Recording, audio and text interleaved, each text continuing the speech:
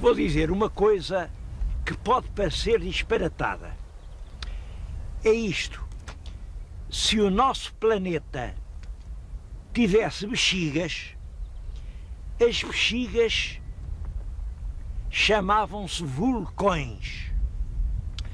O que está diante de nós é exatamente uma cratera do que já foi um imenso vulcão que eu penso que estaria em atividade há cerca de 1000 anos. Bom, 1000 anos é muito tempo, mas olhem que já há 1000 anos se começava a dizer uma palavra, a palavra Portugal. É claro que foi daqui que escorreram as lavas, foram por essas ladeiras abaixo, correram para norte, correram para sul e acabaram por formar uma ilha mais ou menos circular. Tem exatamente esta cratera no meio e que é hoje a Ilha do Faial. Venho aqui porque esta cratera tem uma história que eu penso que talvez seja única no mundo. Única no mundo. Quem viesse aqui há 40 anos, o que via era um grande lago. Um lago de águas azuis, profundas, o lago da cratera. Simplesmente, quando lá embaixo, aliás longe, a 12 quilómetros daqui, rebentou o vulcão dos Capelinhos, aconteceu uma estranha coisa. Mas acho que para contar essa coisa é melhor irmos lá abaixo aos Capelinhos.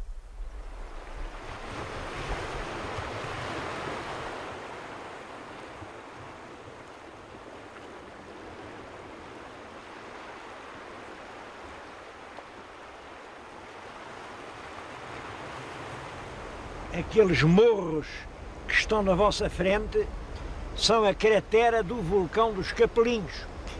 Os Capelinhos são a última grande erupção vulcânica dos Açores. Ora bem, exatamente nessa altura da erupção, não foi há muito tempo. Começou em setembro de 1957 e prolongou-se até outubro de 58.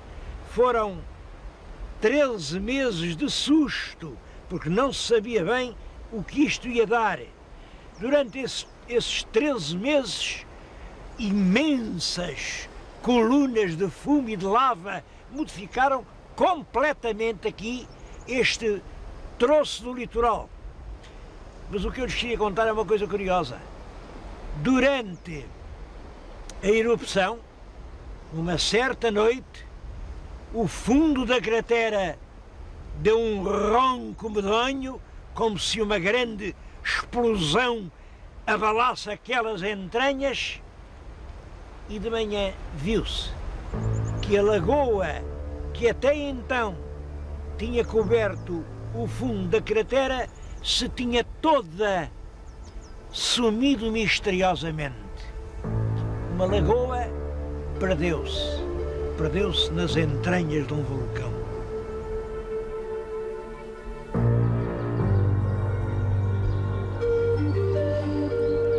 Esta ilha do Faial foi povoada logo nos meados do século XV, aí por 1450. O infante Dom Henrique fez realmente um esforço para pôr as suas terras a dar pão. Aqui os Açores, por exemplo, era uma espécie de celeiro da África.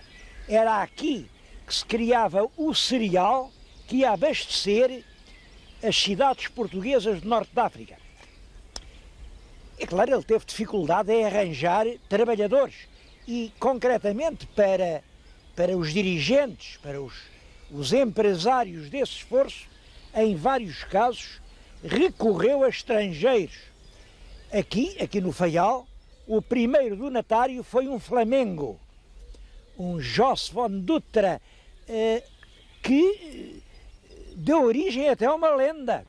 Ainda hoje há quem diga que e vejo isso escrito até em livros responsáveis, que houve um grande povoamento flamengo, que no século XV havia aqui milhares de flamengos. Isso é uma lenda sem qualquer fundamento, mas é verdade que o Jos Dutra que é o primeiro capitão, chegou a recrutar um pequeno grupo de gente da sua terra e pô-los aqui, deu-lhes a terra melhor que tinha.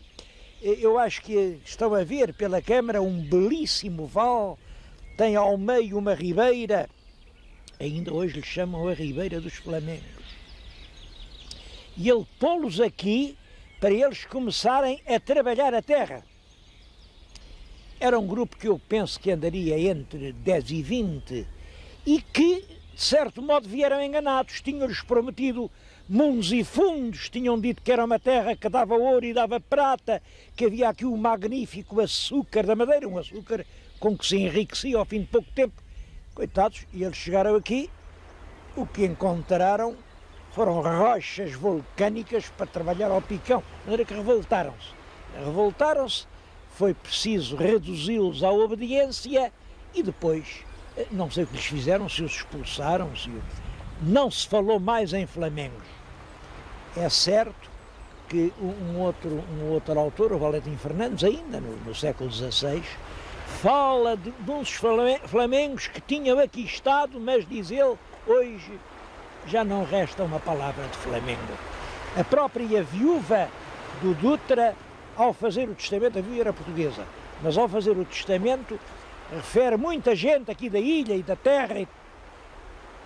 Flamengo, só o cunhado, só o irmão do marido. Portanto, temos que, aliás, os escritores, os especialistas que se têm debruçado sobre o assunto, sabem perfeitamente disto, e é isto que dizem.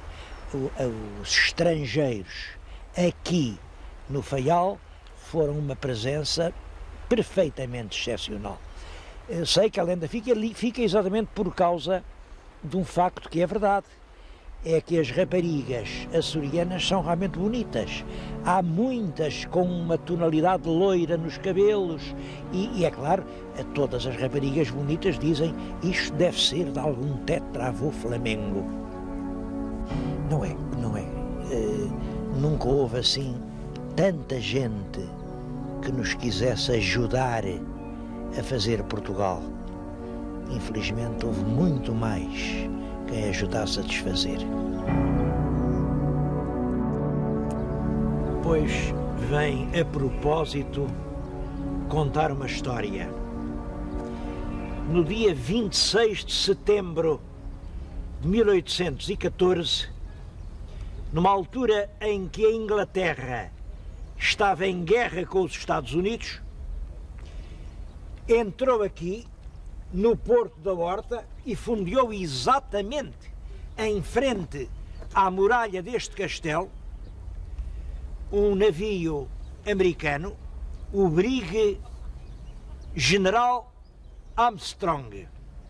Era um pequeno navio armado em corsário, um navio com 7 peças. Uma era realmente uma peça antiga e grande, a peça que ficou célebre, o Long Tom.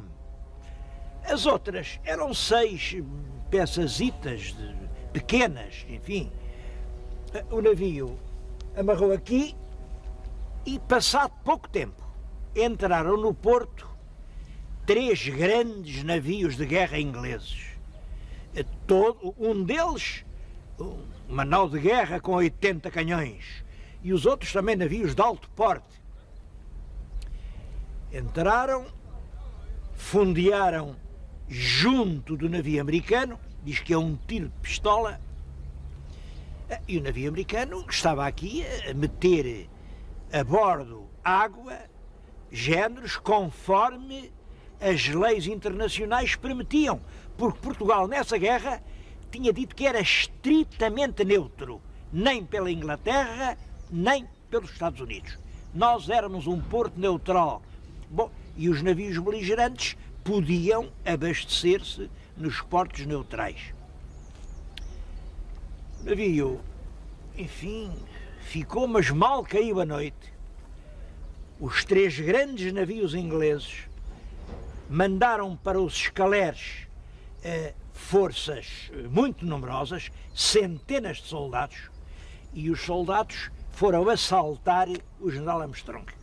Foram assaltar sem êxito, porque o comandante americano, que é o Samuel Reed ficou célebre por isso, desconfiava e tinha os canhões bem apontados e, com os 7 canhões, conseguiu acertar e varrer os escaleres ingleses. Eles eram 12. Ele, é claro, com 7 canhões acertou em 7, só escaparam 5, mas foi realmente uma sangueira. Este porto ficou cheio de cadáveres. Os ingleses, perante isto, recolheram os sobreviventes e resolveram, a tiro de canhão, destruir o navio americano. Estiveram, enfim, deitaram granadas sobre ele, até que realmente o comandante americano viu que não podia sair daqui, teve um ato de grande coragem, mandou os últimos soldados com machadas romper o fundo do casco, o navio afundou-se, enquanto os americanos procuraram refúgio aqui na ilha. Bom, isto deu muito que falar, a Inglaterra acabou por pedir desculpa e pagar uma indenização, mas é claro que isto feito aqui diante da bandeira portuguesa, diante de uma fortaleza do rei de Portugal, país aliado e neutro, isto foi realmente uma injúria. Para os americanos foi uma vitória enorme, ainda hoje cantam os marinheiros, aquela história, o pequeno navio de 7 canhões, que conseguiu destruir a armada dos 7 navios. Eles não eram 7, mas é assim que canta a cantiga. E um americano veio aqui, no fim do século passado, acho que em 1894, no tempo do rei Dom Carlos, e veio aqui exatamente onde eu agora estou, aqui à esplanada deste Forte de Santa Cruz, da cidade da Horta, que então era uma vila, e viu aqui apontado o Long Tom. Lá estava o canhão célebre. Bom, deu a notícia na América, o governo americano escreve logo para Lisboa ao rei Dom Carlos a perguntar quanto queria por aquele canhão. O rei respondeu que essas coisas não se vendem, mas as armas só servem para fazer amizade e, portanto, que o oferecia. Ainda hoje, quem for a um museu naval de uma cidade norte-americana, lá pode encontrar o Long Tom com o resumo desta epopeia naval. E de tantos monumentos que há aqui na cidade da Horta, há um de que eu não posso deixar de falar. É da Muralha Negra. É uma história que começou há mais de 100 anos. Foi exatamente em 1895. Um velho navegador que tinha andado no mundo, tinha sido comandante de um clipper e que estava velho, resolveu dar a volta ao mundo sozinho, num pequenino barco. Um barco que se chamava Osprey, ele está ali desenhado numa gravura. Bom, e como calculam, um homem que vai sozinho dar volta ao mundo passa por muitas coisas más. Ele apanhou maus portos, má gente, maus ventos e esperava já morrer no caminho quando conseguiu chegar aqui ao Porto da Horta.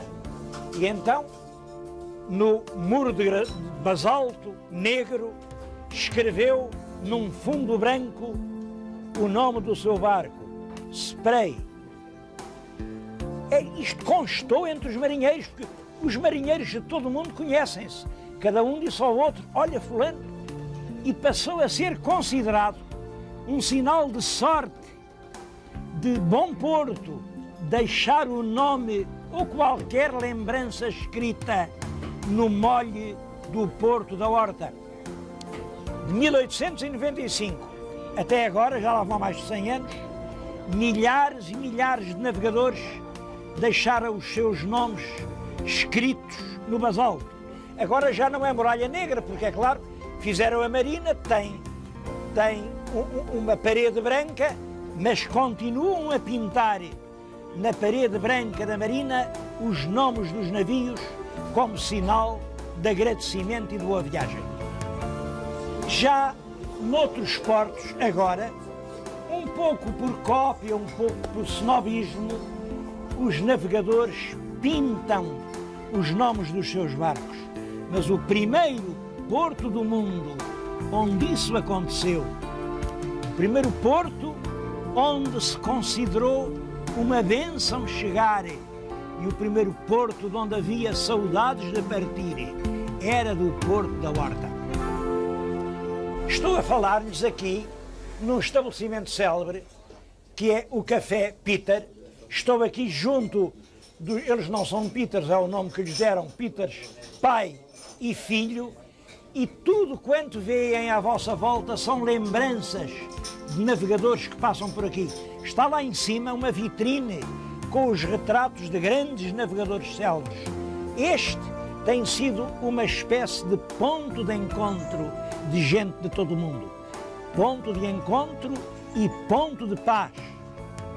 Eu venho aqui, já venho aqui várias vezes e comove-me sempre vir a este lugar que é só lugar de convívio.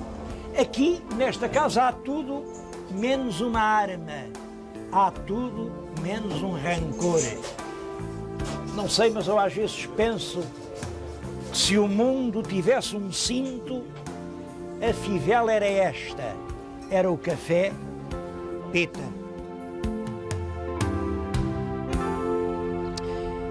Das coisas realmente bonitas que há aqui nos Açores são os grandes miradouros. Estou aqui na cidade da Horta, este é o mirante da Espalamaca. Claro, vê-se o Faial, vê-se em frente a Ilha do Pico, vê-se mais longe a Ilha de São Jorge. Eu acho que se fixarem bem os olhos, veem mais longe que São Jorge duas espécies de colinas azuis. É a Graciosa.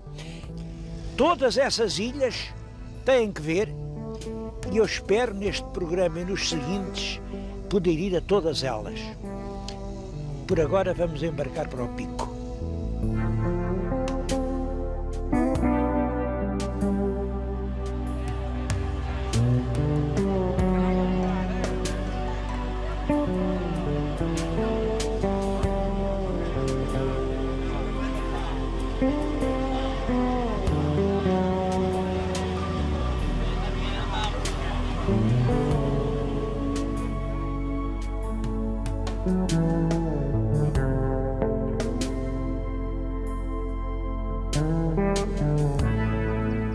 O Pico é a mais alta montanha que existe em território português.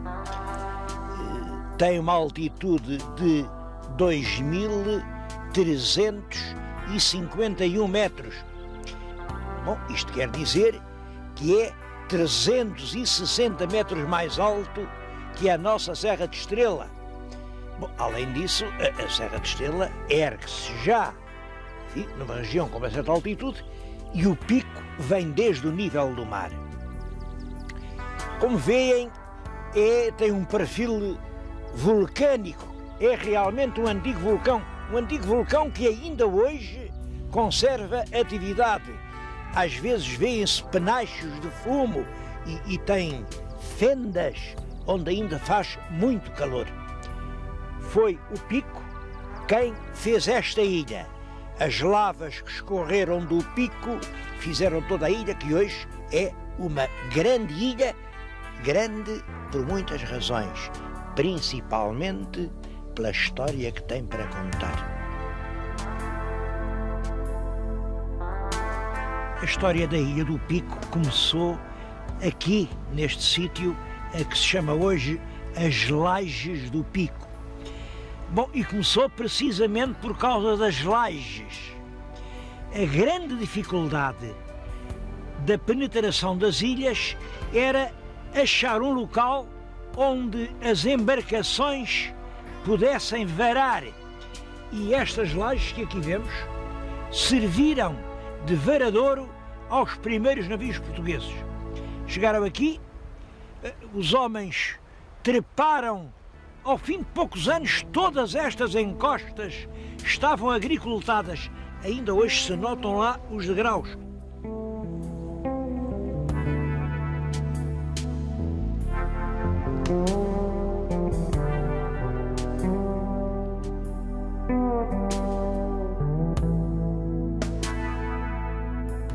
estas mesmas lajes do Pico foram um dos grandes centros da atividade açoriana da pesca à baleia. Eu vim falar-lhes precisamente no Museu Baleeiro. Estou aqui junto de uma das últimas embarcações dos baleeiros. Isto que veem é um arpão caçou-baleias. Este ferro era arremessado e depois de entrar no corpo do animal, este ferro deslocava, fazia este movimento e, é claro, o bicho ficava preso. Havia uma, chamavam linha é esta corda, uma corda que tinha 600 metros. Bom, e assim isto durou o século XIX, o século XX. Há uma coisa que eu não compreendo, ainda não compreendi. Como é que foi possível que tenham sido os americanos que vieram ensinar aos açorianos a pesca da baleia? Porque realmente só no século XIX, nos princípios do século XIX, é que isto se torna aqui, mas então torna-se uma atividade predominante. Durou muito tempo, eu ainda vi esfolar, enfim, cortar 3 cachalotes. Deu muito dinheiro a muita gente, mas vinha da América. Há uma cidade americana, New Bedford, cujo brasão municipal diz nem mais ou menos que isto. É uma latinada, claro, mas o latinário diz isto: agora, quem dá a luz ao mundo somos nós, porque o azeite da baleia servia em grande parte para iluminar, para a iluminação. Bom, como calculam, quando veio o petróleo, para que é que serviu o azeite da baleia? Houve ainda outras aplicações e com a carne fazia-se farinha, faziam-se rações, os dentes tornaram-se rapidamente preciosos. Hoje, um dente de baleia, então com aqueles desenhos bonitos que os açorianos sabem fazer, é uma preciosidade. Mas isto deu numa pesca, não aqui nos Açores. Os açorianos foram sempre bastante, se é possível dizê-lo, bastante humanos na pesca à baleia. Mas houve outros países que fizeram um verdadeiro massacre, com armas sofisticadas. Dezenas de milhares de baleias foram sacrificadas já no nosso século, até que a baleia entrou em vias de extinção. Já não se viam baleias no mar. Aí as entidades internacionais intervieram e, para evitar a extinção da espécie, já no nosso tempo, em 1984, creio eu, proibiram a comercialização dos produtos derivados da baleia. É claro, desde que foi proibido vender o óleo, vender os ossos, deixou de se pescar baleia. E aqui mesmo nos Açores, dizem-me, aqui nesta ilha do Pico, os 3 últimos cachalotes capturados foram em 1987, portanto, há 9 anos. Então, para cá, nessa altura, quando foi proibido, houve uma grande consternação. Aqui a gente das lajes dizia: então e agora, o que é que a gente vai fazer? Não sabemos fazer mais nada.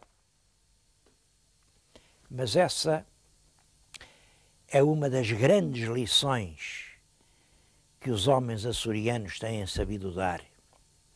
Quando uma atividade termina, eles já estão a pensar na outra que há de substituir. Aqui nos Açores, quando o sol se põe, toda a gente sabe que isso só quer dizer que ele vai nascer outra vez na manhã seguinte.